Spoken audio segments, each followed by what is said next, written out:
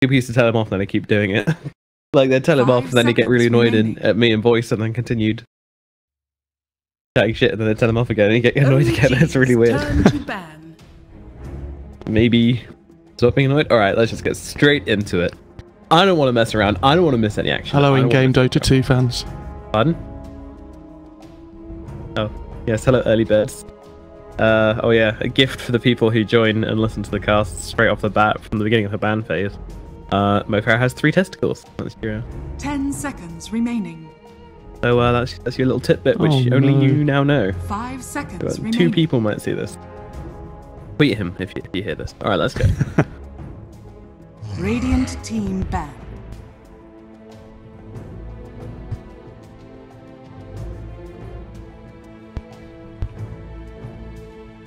Hello and welcome to the StarLadder Minor. This is the EU qualifiers. My name is Nomad. I'm here with Mofar, and this is OG versus Kaban in the group stages. But of course, it's not your regular group stages because someone will get knocked out. I believe it's a 3 versus 3 in each group. So yeah, if you come bottom of your group, if you lose both of these games, then you're gonna be in a tricky position. I can't wait for everybody to draw 1-1 and we get more games. I'm really excited. It's gonna be great. So, OG, of course, you know, we expected big things for them. You know, they won TI. They got to the, I believe they got to the last minor, didn't they? They skipped the first round of DPC.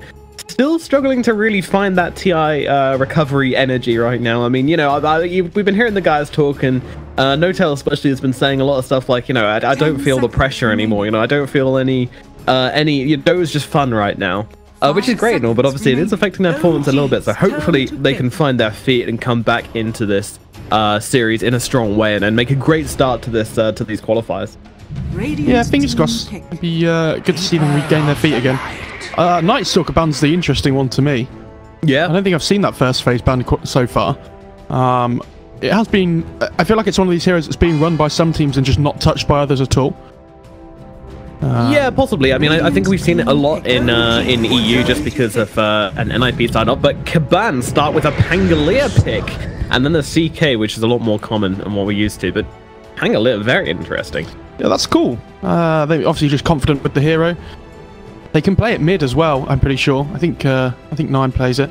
So, flexible with that role, and you don't want to give away the CK with the Keeper of the Light as well, so they pick that one up for themselves. 10 seconds Obviously, remaining. Everybody running this CK at the moment, a very popular hero. A strange opening. Remaining. Imagine if someone told you last patch that someone would open with a Pango CK soon. Yeah, definitely not what we're used to seeing in this meta, or in any meta actually. I don't think Pangolier's ever been particularly popular except when Ice is playing. So OG respond with a Troll. So they got Kotl and Troll. I mean, this Keeper of the Light hero, he's pretty strong right now. Yeah, he's very good. Offers very good team fight. Lots of wave clear as well with the Illuminate. Blinding Light's awesome against the CK. So is the mischance from the Troll whirling axes as well. So these CK losers are not going to have a nice time at all. And if you chakra magic the Troll, he gets double axes as well. Double axes. Remaining. Wow. Because there's 2 of them. So Big. smart. Yeah, so MKBs are going to be the order of the day, I think. You would assume so. I think if they hadn't have picked this Troll here, it would have got banned in the next phase. So OG just take it straight away here. I'm assuming it's going to be a Topson Troll, would be my guess. But actually my LTW can play it as well. Yeah, LTW actually really likes its hero. It's so sad to see Troll get picked though and Topson not play it. I mean, kind of. It's not one of those big Topson heroes, though, I don't think. It's not one of those ones which you immediately go, yeah, this is going to be Topson going crazy on it. You know, it's not a Pugner, it's not a Skywrath, it's not an Invoker. I think this is very much a flex pick for them, though. It's just something which both of their core players can play. Yeah, it's really nice to pick up these core heroes in the first phase of the draft, which can play mid and safe lane. They're just super flexible, like you say, with where they can go. Kind of just opens up so many different draft avenues for your team. 10 seconds remaining. Especially when you don't have the last pick overall. It's nice to try and throw in a bamboozle every now and then. It is. You want to kind of get the edge and keep the enemy team countering you rather than you having to counter your draft and tailor your draft to fix the enemy team's lineup. So it's always nice to be in charge in that respect, and that's what kind of first pick gives you these days. But of course, yeah, that 10th pick has been so powerful as of late. Like these 10th picks really do change games. You know, you just get that last hero, which can't be countered, and then, you know, take an easy game. Absolutely. I am assuming they're going to pick Cinderin's hero next on Kaban. Dazzle might be okay up against this troll. You know, when he presses his ult and he just starts whacking somebody and can't control it. If you just grave them, troll just starts running around hitting a graved unit over and over again. Yeah. Not the best, has to be said. Yeah, there's a few things like that. And like as well, if you build halberds and such as well, you can just kind of make him sit there very angrily, doing absolutely nothing. And that's kind of the power of the CK as well. You know, you can build those kinds of items. But one of the limitations of CK, which we've seen a lot recently, is the fact that he doesn't really build these auras, which have been so important in team fights recently. Like the Crimson Guards and the Pipe as well, these damage mitigation items, you don't really seem to see picked up on the CK because he wants to be a little bit more aggressive. He needs to have that pick-off potential in order to be an effective hero. So I'm going to be interested to see how Kaban work around that, but they do pick up a Rubik, and OG immediately respond with a Tiny. That's going to be a Jarek's Tiny, I think. You would assume so. I mean, this Rubik pick is super greedy here. I assume it's going to be Biva's hero. You would assume that they'll play the Pango and the CK's cause, and still yet to pick Cinderin's hero, but I don't really see why the Rubik was so necessary here. I don't see anything, like, it's not like they picked it into a mag or something, which makes the spell still really valuable. Yeah, if you can get Will-O-Wisp, it's great. But I'm not sold on this Rubik pick. No, it's a little bit of an interesting one. Would OG have taken it if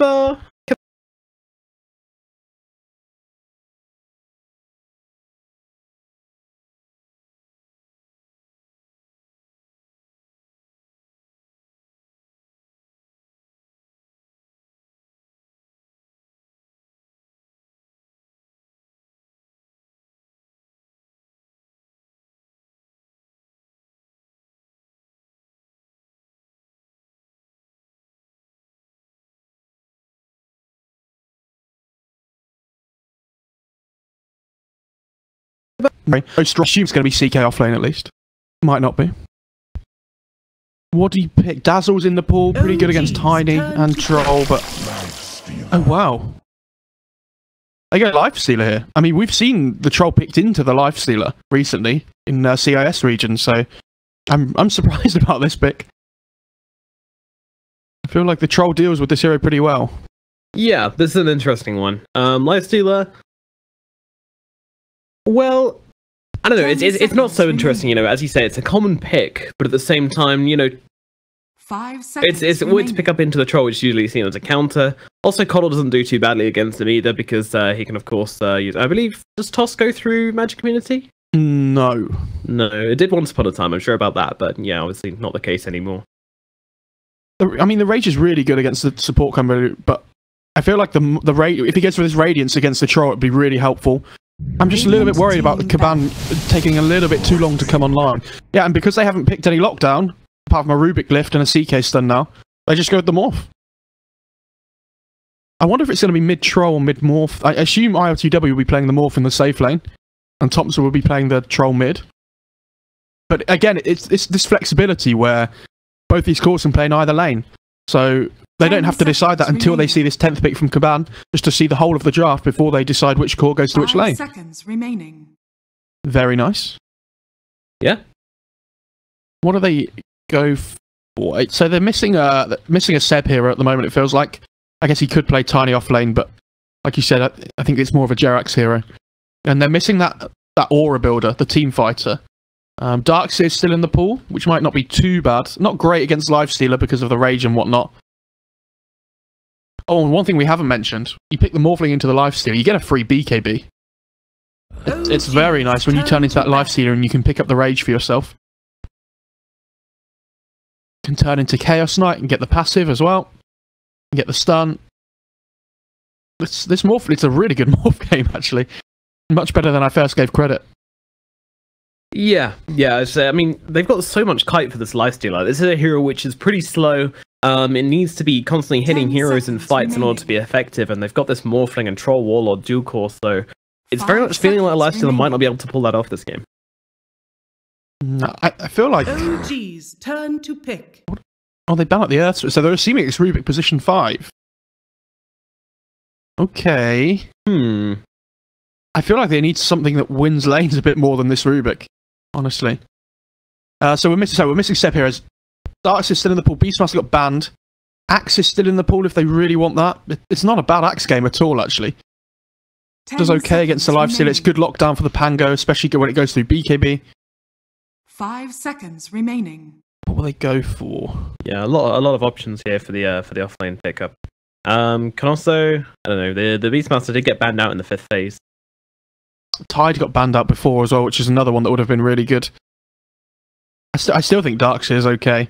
Yeah, Darkseer is not too. I mean, it's one of these heroes where you can basically just say, all right, I'm picking Darkseer, you're picking Lifestealer. You know, Lifestealer doesn't really care about last hitting under tower, so you're gonna have a good lane. I'm gonna have a good lane.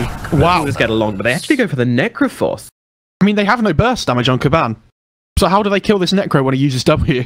When he uses his Ghost Shroud? They're gonna need to pull out something with the. I mean, Rubik does quite a lot with Fade Bolt, so you've always got to be careful of that. And also, the Pangolier Stances could really mess with this Necrophos' game, but at the same time, as you say, you know, the Fade Bolt is not enough to burst down a Necro, and it's really good versus the CK and the Lifestealer, because these are two heroes which want to right-click you, and Necrophos just presses W. Ghost Shroud means you can't be right-clicked, and life is pretty good. Feels like they have a really greedy Tricore, though, on OG. Like, if their cores start falling behind this game, it might be really difficult for them, and that's an awesome Batrider pick as well. That hero owns Necrophos in the laning stage, you just run him down. Yeah, that's kind of brutal. So I assume Kaban here are going to want to try and get this Batrider in a 1v1 against the Necro. You know, if they can, with their laning stage. Cinderin's actually playing the Chaos Knight, by the way. Position 5. Oh. Yeah, no, they will have to work one out, but still. Yeah, 5 positions CK, alright, we've seen it in the 3. I think we've seen it in the 4 before, but in the 5 is going to be really interesting here. I assume that wasn't the plan coming into the draft when they picked it so early on. I mean, it was always an option, but it wouldn't have been the main plan. But when they saw how good of a Batrider game it is, I mean, there's no reason not to pick it up. Yeah, DK4 was like, put me in captain, I'm ready. It beats all 3 of the OG cores in the laning stage. This Batrider should have a really good start to the game. And it gives a Vessel for the Lifestealer as well, which is super good. Just get that infest on the Batrider, blink in, out pops a Lifestealer, and you can just blow somebody up in the lasso duration. Yep, a really nice vehicle for him to take as well. CK also couldn't be a bad one for Lifestealer to get inside as well, you know, with that Reality Rift and such. Yeah, you could. Pangolier as well. That sounds exciting. Oh yeah, Pangolier. Roll in and out pops a Lifestealer. So that's a scary combo.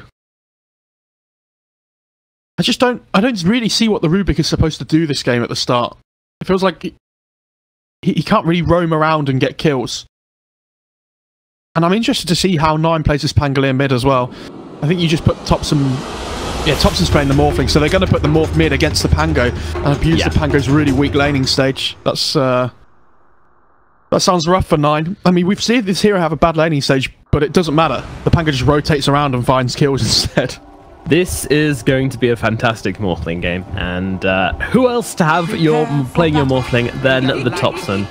The guy who's attended 2 LAN, one of which landed him, was it $11 million? Well, not for him specifically. But... Well, you know. we don't know what they did with the bunny, but yeah. God, everyone's tipping IOTW. Yeah. What's happening? I don't know. I just want to get his Battle Pass levels up, I guess. Oh no, it's Dota Plus. Maybe he's saving up for a set. I love this celebratory gong, by the way. They have to use it as while they can because it, you know, expires tonight. So just keep going. Might as well start using. Yeah, you see, Topson's decorating all the trees mid as well.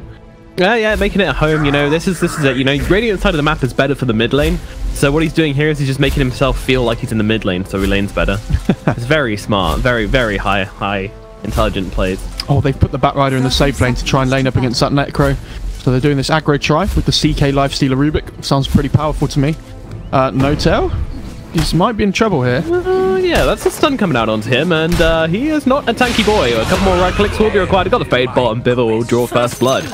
A little bit questionable there, coming up onto that high ground, but maybe just not enough respect being shown to the heroes on the side of the Radiant here, as they do draw first blood onto that Kotl. I mean, it's good, but it was also revealed that there's going to be a tri-lane top. So you see the Necro starts heading over. Troll's going to run bot to lane against that Batrider now. Yeah, this is classic. Just, yeah, I'm just going to go feed, and whoever kills me means we swap up the lanes. Easy. Oh, yeah. Very Notel's smart. like worth. Yeah. It's good. And, yep, Topson now runs his troops down this his lovely lane. He spent a lot of time decorating here with all the trees putting up. Look at this, lovely. Great job, Topson. Do you reckon he'd be a gardener if he didn't play Dota? Yeah, I think so. Alrighty then, let's get into it. Game number 1 in this best of 3 series between Kaban and OG. This is Cinder and Stack, DK Phobos, 9, and some other friendly faces around. Versus the TI winning team OG, struggling to find their form once again, but definitely want to make it to this minor. As Topson starts up the lane versus 9 in mid. He's going to be alright. Top lane. Going on the necro. Oh dear, Seb taking some damage here. Doesn't have time to level up Ghost Shroud just yet. He's trying to heal himself up with Deathrock. Deathrock comes in though with the Avalanche. It's enough to keep Seb alive, just about. A great rotation there from the Tiny to keep his offlaner alive, who is now in the safe lane. Very confusing stuff. It'll be interesting to see how this Batrider plays his safe lane, though, I think, more than anything. We're going to use this pull on the big camp and the small camp using Firefly. Apart from that, he's going to struggle down here until he gets a few levels online. Yeah, that's true. I also said 9 might have a rough laning stage on this Pango, and then I looked at the CS chart.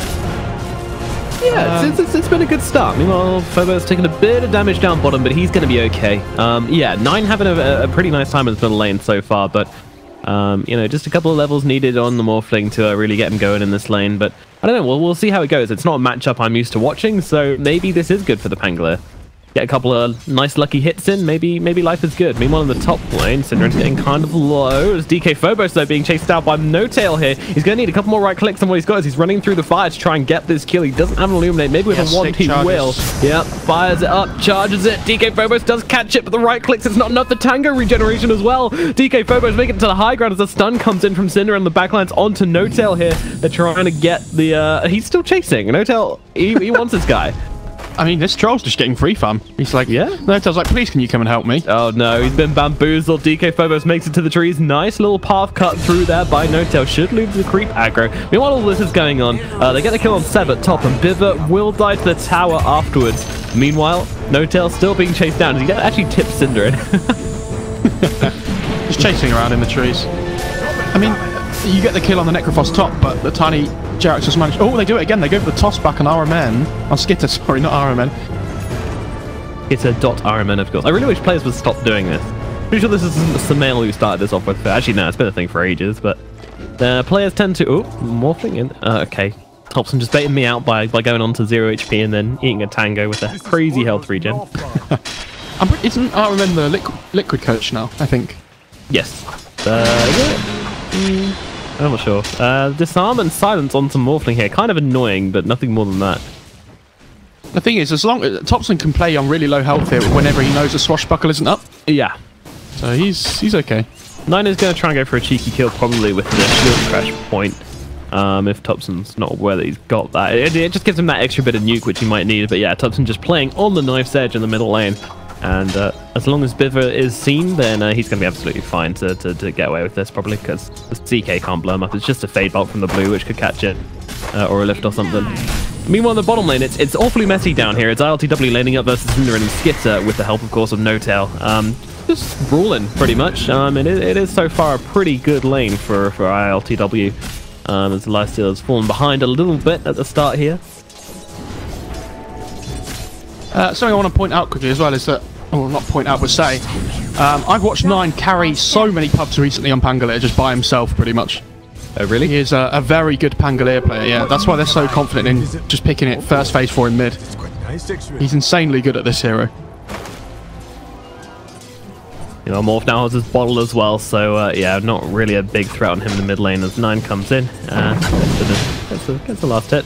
But yeah, I mean, Topson has a lot more damage, but 9's just been playing around a lot with this swashbuckle. And of course, a lucky shot disarming Topson makes it really hard for him to get CS in this middle lane. As we're seeing right now, he's, oh, okay, guess I missed some CS now. Not much I can do about that. Trying to get aggressive onto 9 here, but this Pangolier is actually super tanky as well. So yeah, great start to the middle lane from 9 here as he battles it up with the top dog. It feels like they need to try and enable this Batrider more. They've moved him up to the top lane to lane against the Necrophos, but He's just... I know it's better than this, but I'm really worried Topson's just going to go down to the swashbuckle because he seems coming into him. He's making me think he's going to drop here. Some action bot lane as well. Fighting for the rune. Yep, they're going in as Skitter trying to tear through ILTW here with that open wound. Biver coming in as well as it's a 3-on-2 right now, and ILTW might be going down. Pops a one though, wants to find Cinder in. He's does close the gap between the CK with the axes coming out, and the blast as well will finish off Cinder, and ILTW getting under tower. The right click comes through, but it's not enough to bring him down. They actually survive on OG, so they keep both their heroes alive in the bottom lane on nothing at all, as ILTW does make the great escape. He's going to grab himself a shrine as well. That extra armor from the tower really kicking in there. That one armor, thank God. Do you know how much armor do you get from level? Is it 1 or 2? Seb is under tower. Oh, it's 2 now. Yeah, they keep changing that kind of thing. So I don't blame myself for not knowing that. Phobos tossed under tower by Jerax. Mid lane. He's going on 9 as well. Yeah, Topson trying to chase down the Pangolier here. Will not be successful. Meanwhile, Phobos and Jerax just kind of playing around with one another. You know, I'll pop Firefly, so we're going to do a thing or two though. Jerax toss Avalanche. Just one more right click will be needed. He's pinging out Topson. Get over here. There's a free kill for you. But unfortunately, Topson's hitting creeps. He's like, no, I'm good, dude. He has no points in waveform, so he can't get over. And the double disarm on Tiny as well. Meanwhile, in the bottom lane, while all that was going on, Skitter gets killed onto No Tail. So kills happening all across the map to start off this game. It's pretty exciting start to the game. I'm into it. Yeah, it's going pretty well. It's good fun to watch. No, another kill goes on as Jerax finally finds a kill onto DK Phobos. DK Phobos getting very greedy there and actually going for some jungling before on low HP. And Jerax just runs in and goes, oh, hi, you're still here. Out come the gongs. Yep, the celebratory gong, which does not sound celebratory in the slightest, by the way. Jerax manages to finish off that big camp as well, but the back rider left behind, so he hits the level 5 now. He's so highly leveled. I don't know how he's managed this. This is a happy Tiny. That's a happy little Tiny. They smoke up. They want to play with this back rider now. Yeah, they don't have 6, so kind of interesting they're going for the smoke, but they want to make something happen with the 3 points in Firefly. I'm just wondering, I don't know, we talked about Necrophos dominating the Batrider lane, but Batrider's got nothing right now, and Jerax is going to reveal the smoke, but he's now the one on low HP, so possibly repeating the mistakes of his former victim here is Kaban will get a kill. I don't know if you just saw what Jerax did. He pulled the big camp up and then tossed one of the creeps, the jungle creeps, to his lane, and it aggroed them. What? I'm pretty sure they was changed that so it wasn't supposed to happen, right? Dunno. Wait, so he pulled the big camp, and then just as he got above that where that rock is, he just tossed the creep to his own creeps, and it aggroed them. Huh. That sounds neat. Jerax comes back here, but Cinderin and DK Phobos are ready to pull off the exact same move again. Biver has not left either. Very short-lived. Oh, meanwhile, the axe comes down onto Cinderin, so they will be able to get a kill with that Reaper's Scythe. And Jerax is absolutely hunky-dory as they're looking for more, chasing forward onto Phobos and Biver, but they will not chase any further than this. I mean, this greedy laning stage from OG has turned out really strong here. They're starting to pull ahead now. 2k net worth up. Really enjoying themselves. Yep. It's not like their supports are having a bad time either. No. Life is good for OG right now. Yeah, 2k gold advantage, and you know, that's the thing, right? At first they kind of drew even in the mid lane. Admittedly, Topson has pulled ahead now. Oh, top. They get the Rubik. Okay, they come back in, and OG find another kill, but ILTW goes down in the bottom lane. Man, 2 lanes, and then we go to mid. That's a questionable camera work right there. But yeah, as I was saying about Topson, you know, if you trade evenly with this Pangolier in the middle lane, then you're perfectly happy with that as a Morphling, because you're going to do more with the items you get from the lane. You know, Pangolier would rather be brawling the entire time, and both of you get very little from the lane. I don't know, it depends on that point though, because I don't think you can say he does more. I think they just have different power spikes in the game. Like if the Pango gets a good start early on, he can use that farm more effectively early on, or earlier than the Morph at least. Yeah, that's true, but I would still say, like, you want the lane to go, you know, Pangolier is an aggressive hero. You want the lane to go better for him. You do, but at the same time, Pango doesn't have the strongest laning stage. So I don't think you can expect him to... downfall for hero. Just in general, yeah. I feel like it's one of the highest skill they're going in here, but they actually toss Cinderin back into No-Tail and ILTW here, and he's just going to get eaten alive. Goodness me.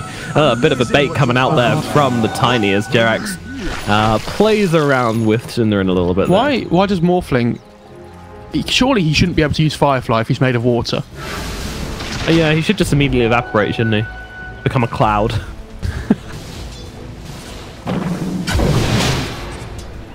What do they go... What items are they building here? I'm interested to see what... Oh, Necro's going Midas. Okay. Fair enough. It gets a damage talent at level 10 still, so the Midas, the attack speed you get is pretty nice. Yeah, there's a big damage talent as well. 30 damage. I think it used to be 40 as well, so... But when you have a Morph and a... Morphling and a Troll, and then you're building a Midas on your other core... Oh, mid. Yep, they're trying to keep Toxin stun locked, but unfortunately he does manage to get out of that pit in the trees, and Toxin just throws out the tip and gets straight back to farming. It really wasn't much of a rip for him there. That was a really good idea, though. He had an Invis room, so he... Oh, Will-O-Wisp comes down. They want to get the return kill onto 9 here, using that Deafening Blast to keep him inside, but with the 2 TPs coming in thick and fast, OG need to know they can get themselves out. But there is no threat from Kaban. Although the triple silence onto Morphling there, goodness. Triple silence. Yeah, feeling extra unable to use his spells. It's like you get really annoyed at somebody and you want them to stop talking. You think Tango would be overpowered if those stacks? Yes. Okay. But he's already pretty good. People are really starting to unlock the potential of that hero now, it feels like. Yeah, he's just incredibly annoying. Thompson going in onto 9 here though. Wants to chase him down, but Cinderin coming in from the side will be able to land the stun onto Thompson here. Brings him back, and with the science coming out, he is already morphing strength though, and he's just going to throw in a bit more as he throws back the Bat Rider, who tries to go for a flame bait, but just gets blasted back to his side of the river. Give him the gong. Yep. Celebratory gong off escape. Okay, so the Midas is online for this Necro now. Yep. Pulled it out to the lane and almost instantly uses it on the big camp there. Good nice to see. There. Well done, Seb. Keeping it legit. It's a very... It feels like this game is very much on the supports to make something happen for either side this game. I mean, all 6 cores are quite happy to just sit and farm. I feel like DK Phobos on the Bat Ride is probably the only one that's kind of moved around a lot in terms of the cores. He's trying to close the gap between some heroes here. Jerax actually going to get caught inside this lasso as Kaban lay down the pain onto Jerax here and will be able to find themselves his kill. No spells even being able to thrown out by the Tiny there as he just gets lassoed and picked off. But he's kind of okay with that. You know, the affirmative comes out, a celebratory gong from Thompson as well, as they just say, it's whatever, you know, they've used lasso. It gives us more space to farm, and that's exactly what I want in this game. Space is the name of the game, and they're getting there rather quickly. Yeah, Skitter is going for this radiance as well on the life stealer, like we talked about being very good against the... Oh no, Thompson found a kill in the middle lane. Damn it, he actually changed it to the Pangolier as well to get that kill, I bet.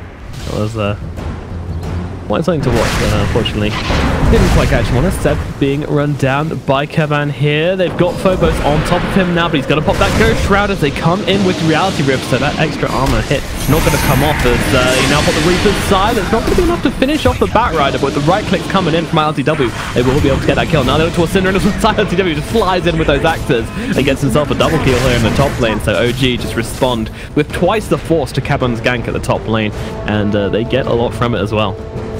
Yeah, it might be a scary sight, wouldn't it? The troll just got thrown at you through the air while Axis was spinning around. Axis flying out of his body. Interesting. Meanwhile, Jerax finds a stack and he's like, oh, give me. And Biva's just like, nope. Wave bolts it up. Last creep. Who's it going to go to? Well, 9 is actually taking a ton of damage here. But... Wow, good rolling thunder though. Yeah, I mean, it's doing a bit. Where's the team coming in? RMN's going to go on to No-Tail here. They've even trying to kill the man when his horse is dead. LTW has to back himself away. Open wound's not available for another 13 seconds. The slow comes in from 9, though. That lucky shot helping out here. But now LTW comes around. Oh, no, they've got the Reaper side there. But the Reaper side comes out. They actually find the kill onto 9. And now they turn it around with an ultimate from the Troll as well. Cinderin also dead. Skinner going to turn around and try and fight this one. LTW open wounds is out onto him. Mischance not going to help out because of the rage. And now the lasso comes off onto the Morphling. But he is morphing strength. So Thompson is alright, but Jerax might not be as he's just dying in the flames right now. Turns around, throw out an avalanche to give Thompson the space to get away. Biva somehow getting the triple kill there on the Rubik, but this time OG are the ones who fall short. Yeah, really nice by Kaban. I like that they're committing all these heroes to the fights when they kick out. You know, sometimes we see one player in most games where they just want to farm and try and catch up. We've seen it with live seeders before when they're going for this Radiance. They like to just not join any fights at all until they have it online. But this game, they know they can't afford to give OG any kind of momentum with the late game lineup that they have. Yep. You have to be able to fight early on here if you're Kaban. Absolutely, yeah, and Skitter knows this and he's joining these fights, and yeah, that was a result. A good fight for Kaban at last as they managed to whittle down OG's gold lead a little bit further. They're up to 4k earlier on, but that has now gone. But yeah, that's the problem. It's going to go back so quickly. Like, even with this lifestealer with the Radiance, you know, your other two cores are a Bat Rider and a Pangolier. They just don't farm quickly enough to be able to contest OG's farming speed. So every time there's not a fight going on, OG are going to be pulling ahead on this net worth, so it's very important for Kaban to be finding these openings. I don't know, the Bat Rider and the Pangolier do farm fast. Yeah, but not as fast as a Morphling and a Troll Warlord. Oh, I don't know, Panda's farming speed's pretty insane if you're allowed to jump from camp to camp. Okay. Meanwhile, No-Tail goes on a bit of a warding journey, does die for it, as OG need to get themselves away, but drums being popped. Kaban looking for blood here. Cinderin trying to chase, but it's not going to happen. OG will get themselves away. What's he going for? I think Nine's going for the, yeah, he's going for the Guardian's Greaves this game. Yeah, we've been seeing this a lot on Pangos at the moment. It's just nice to have those aura items like we talked about. He's kind of the only real one that builds them. Cheeky pick up of the bottle here, and actually the Reaper's side coming down to Morphling. Biver stole it in the last fight and used it literally just before it runs out. Like, that was on the edge of running out there, and somehow Biver finds a kill with it. That's unreal. I thought he died before, like after you used it top lane before. No, apparently not. It's just life was good. He's still going. He's really farmed on this Rubik as well, actually. Yeah, he's just got a triple kill, so yeah, he's now getting even bigger, heading towards that blink at an alarming rate. Biver could be a bit of a pain in this game. He really needs to blink on the Rubik just to try and initiate on the Morphling as well before he starts morphing into strength. DP's coming in at bottom. LTW, you know he wants to save this tower, but Cinderin's going to close the gap with Reality Rip. Now they need to get themselves away. Will-O-Wisp being used, going to hold Cinderin still for now, but in comes the bowling ball, knocking over the pin.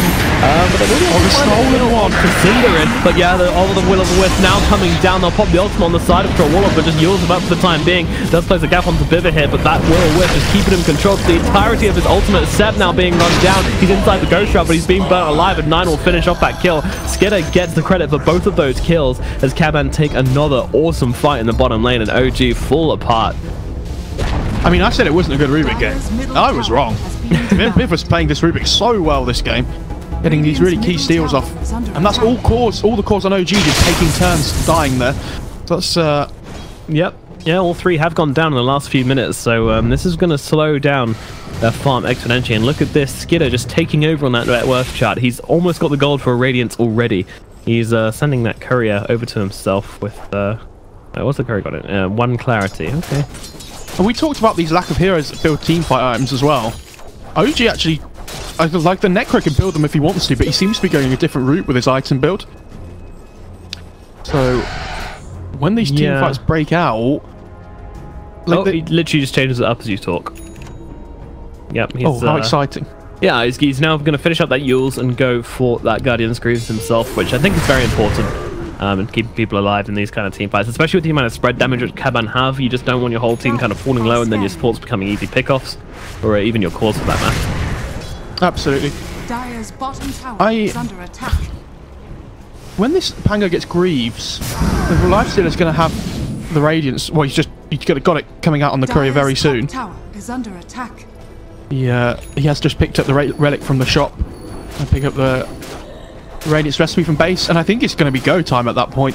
The Batrider's just picked up Blink as well. They've hit a really big power spike on Kaban at the moment. This is a huge power strike. OG do not want to fight them right now. They will take this bottom tower as Thompson gets himself away. No-Tail just kind of being the gank barrier here, being like, yeah, if you're going to take someone, take me, and he will get lassoed, and Thompson just goes, alrighty, I am getting the fuck out of here, as they do bring down No-Tail.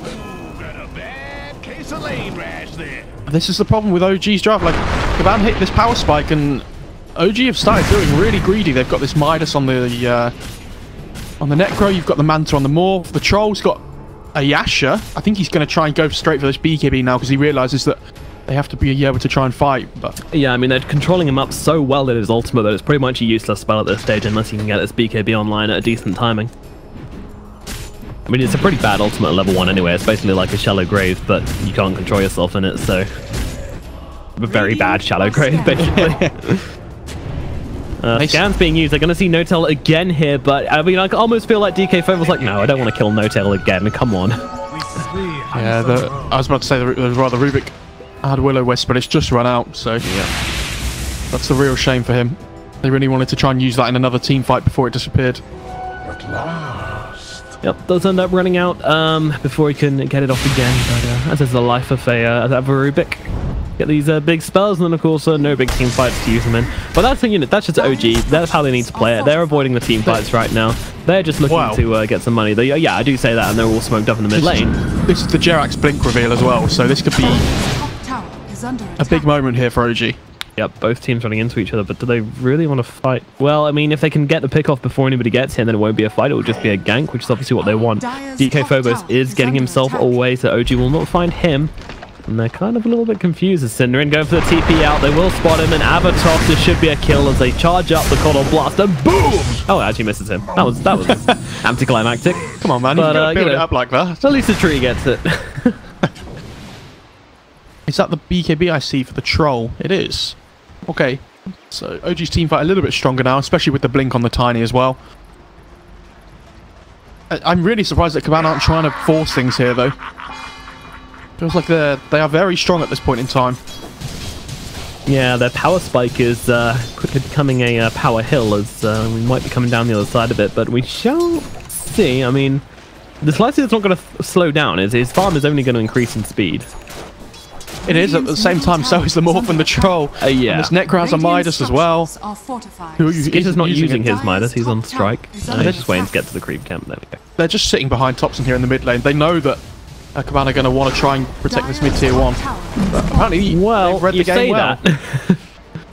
Kaban not really that interested in their tier 1 right now. They are going to let it fall as they push in bottom and the top lane. So maybe looking to push down this this top tower right now. OG middle tower is under attack. Hanging around down in the bottom jungle. They don't want to go for that mid tier 2 when they don't have any vision of the left hand side. They're not sure where Kaban are, so be very careful. But this is so good for OG because they're currently sitting here and they're going like, well, you know, we're kind of moving around the map as a 5 and no one's coming towards us, which is exactly what we want. We don't want to be having to fight this, and they get a tier 1 tower for it as well. You know, this is all on Kaban right now, I feel, for them to make the movements, for them to make the rotations, and so far they're struggling to do that. But, you know, lifesteal is still a problem, still pulling ahead as we expect, but...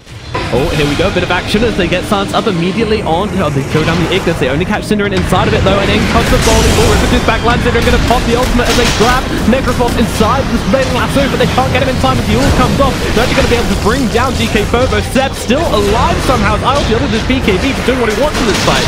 Seb does eventually drop, as does Jerax. Skitter is now into this fight as Topson. Changing Zap Pangolier trying to find himself a kill onto Bibba. Will be successful as that Silence comes through, but Kaban are leading a force through the backlines, and they'll be able to grab themselves. RTW can't get the ultimate off, but Topson finds yet another, still playing around inside this Pangolier form, but it is starting to run out as the open wounds come out, but up onto the high ground he goes, and back into the Morphling form. He's just playing some games. He's playing Topson Dota.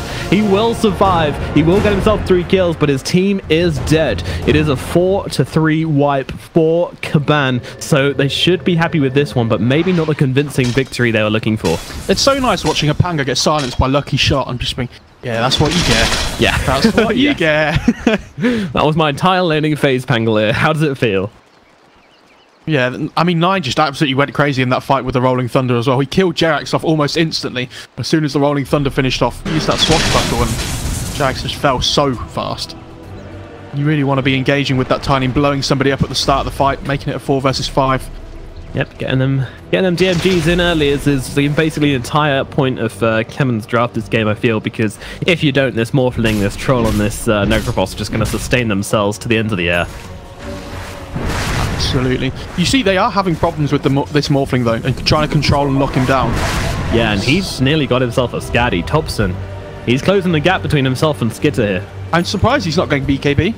I think it's a very good BKB game up against this this lifestealer to CK the Rubik, for example, and all the magic damage from Batrider too, but he can just tank up. I think he knows that even if he gets lassoed or stunned, he can survive through it. They don't really have the ways of dealing with this morph. I was just looking there as well. Thompson got himself a total of just over 1,200 gold in that last fight as well, just for the 3 kills he got. So, wow, very profitable engagement for him. Radiant are scanning. Oh no, they found an illusion. Yeah. Disaster. And they're smoked. Again, they're just mirroring each other's movements on the map. They really are. It's quite the dance of Dota they're doing this game. As once again they're based up. But OG split up a little bit. Biver will see the Kotl gets himself some chakra magic. Hello, mana time. Fade bolts for days. They're looking though. Their Batrider is heavily pregnant and expecting a beautiful baby lifestealer. As the smoke runs out, Thompson being very cautious as he should be. DK Phobos popping the Firefly. Knows here is it. Oh no, ILTW's in for Roshan. This could be a big problem. There's no tail caught out. Lasso comes down. They will tear him apart. No chance of him fight. But ILTW popping that BKB. Not sure if he actually wants to go into this one. It's just a crowd of CKs up on this hill. And his BKB is just going to basically go completely to waste. They'll actually toss back ILTW into his teammate there, Jerax, helping out his homie, but might be run down here as DK Phobos getting those sticky napalm stacks onto him here. Skidder closing the gap as well. Jerax will certainly be dropping. Meanwhile, on the other side of the fight, they've actually managed to hold Seb and Thompson still. Jerax still not going down. It's a little bit messy as Notel comes back and is getting chased down by the lifestealer. The rage runs out, but Jerax has dropped Cinderin though, dropping low as well. They do find that kill, but ILTW held still silenced up, can't grab that ultimate off. He will be able to use it soon as the Greaves come off as well. ILTW will have to pop that ultimate, turning around onto Skidder. Meanwhile, 9 picked up on the backlines. Now the rest of OG can come out to help ILTW as they look towards the trees. Thompson trying to chase his Iron Man Skidder quick infest into his teammate. Thompson just finding them in the trees here, just penning them in and beating them down as Seb comes in to join. Hey, what up guys? I heard there's a party in the tree. Am I invited? But he's actually getting beaten up by Cinderin, and Skidder will have to pop that Ghost Shroud. Getting low though, running out of HP, and he is gonna die. Thompson as well could be in some trouble. He turns his life, raises himself up and gets himself away. Nice little play there to escape from that fight, but it is going to be OG losing 3 and only 1 death on the side of Kaban as well. And don't forget that the Notel did actually go down twice in that fight. Yeah, I mean, that was really nice by Skitcher on the lifestealer. As soon as the Keeper of the Light brought back, he just beelined for him, and he forced him to use the Will-O-Wisp on nothing, basically, just on the lifestealer himself. Oh, they found the timing.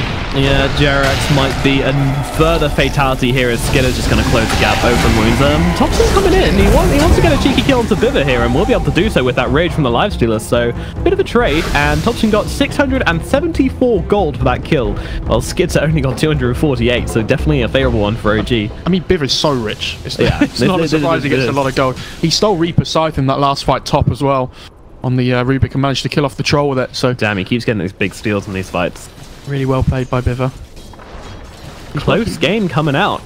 Surprisingly so, perhaps, for some. But then again, we're used to OG maybe struggling a little bit in these qualifiers, so it's very entertaining to watch. But yeah, I mean, I still feel like this Morphling is the big trump card coming into this late game, though. Yes, Lifestealer is very tanky, and they can't really deal with the Lifestealer either, but Morphling is really going to start to output that damage when he gets another item or 2 online. OG just being kind of cautious here, but yeah, I mean, these fights are close though. They're not convincing from Kaban. It's not like they're jumping on OG and OG just trying to scatter and run themselves away. If they get a good Will-O-Wisp off, then these fights could be completely different. But yeah, as you say, Skitter doing an excellent job just zoning out the Kotl, knowing how important that Will-O-Wisp is to these team fights and making sure that it can't go off. Yeah, I completely agree with you. It's not just Skitter either. I think all of them have got really good target priority at the moment in these team fights, making sure they bring these squishy supports down first. I say squishy. Tiny's not very squishy, but yeah, I mean, you get my point. He's literally a rock. BKB out from DK Phobos. Oh wow. Yeah, this is a big pickup from him. This means that they're not as scared about the Will-O-Wisp, because it's not going to ruin their initiation with the Flaming Lasso, because you can just pop that BKB and ignore it. It's really good against all the heroes on the Dire side, this BKB. I would have assumed he was going to go for a Force first, but stops for the BKB on the way. DK Phobos. Lifestealer gets inside him once again. Trying this old doozy again. Meanwhile, Jerax pushing down this bottom lane. And like, this is one of those things where they have no sight here, so Jerax are very likely to die doing this. Luckily, they're actually looking for an aggressive rotation on the side of Kaban, but it wouldn't even have mattered if he died there, because he's making, putting pressure on this tower and forcing Kaban to play basically tower defense and not Dota, which is definitely not what they want to be doing. Seb jumps forwards with the blink there, but doesn't find DK Phobos. They put a sentry down. OG saw that whole rotation, by the way, because they had a ward just next to the Roche pit. So yeah, they got this area whole really well warded, so they knew the Batrider was coming, so they just played accordingly. No Tail even pushing up a little bit just to try and tank the gank if it did come in their direction. TP's coming in again from DK Phobos. You can tell ILTW as a troll warlord, he's like, man, Roche hasn't been taking this game and this makes me furious. But there's really been no opportunity for him to do so, and it'd be very slow Roshan. You know, Lifestealer, he strikes me as this kind of hero which should be good at Roche, but he's not. He just takes it very slowly. Oh yeah, and definitely not in this game. He's not good at taking Roche. I mean, it's the build and everything as well, right? Radiance and Manta. Can we talk about Manta and Lifestealer as well? Because that's a little bit interesting, isn't it? It's very good though, this game, especially when you. I mean, you wouldn't build it unless you were one, you had a Radiance, or two, you're playing against a Treant Protector. I think are the only two occasions you ever see Manta on a Lifestealer. And it's good this game though. It takes off the Whirling Axe's mischance. Yeah, very nice. It just like they don't really deal with illusions too well on this dire side either. Helps you split push lanes and whatnot. You see at the moment he's just sending the illusions bot to try and push up the wave. Oh, Topson replicates the illusion, and we'll steal a Lifestealer form for that. That's kind of nice. Rage available for him. The Lifestealer is definitely going to be the target priority for a Morph to take over now. Yeah, that Rage is invaluable. Who needs a BKB when you've got Rage? That's true. I mean, the Pango has been really nice in these early game engagements, but having that free BKB gets more and more important as the game goes on, it feels like. No, but what if you turn to the CK and then you Manta and then Reality Rift with your illusion? Wow. I know. That's the kind of next level thinking it takes to be a professional Dota caster, guys. Do you run classes, like night classes? Yeah, but only for top tier players. Oh, right, okay. So you can't join.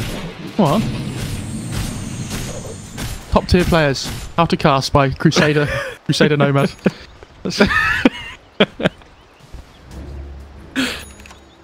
I still feel like both these teams are so scared of the other team taking the Roshan that they kind of just hover around it, but nobody commits to it. Yeah, but again, you know, this favors the OG with this late game lineup absolutely perfectly. As if no one's taking Roche, then they are happy. I mean, you say that, but Nine's scaling super well on this Pango too. He's actually just picked up the Basher, so lots of control coming out in these team fights, lots of damage as well. Yeah, these swashbuckles are going to be a pain. Yeah. I mean, the level 25 is so key on making Pango viable late game as well. That minus 3 second cooldown on Swashbuckle is pretty insane. I mean, you can get the Rolling Thunder cooldown, but I think with the island build he's going, that Swashbuckle cooldown is absolutely invaluable. He's playing more of a damage-focused Pango than a team-fight Pango.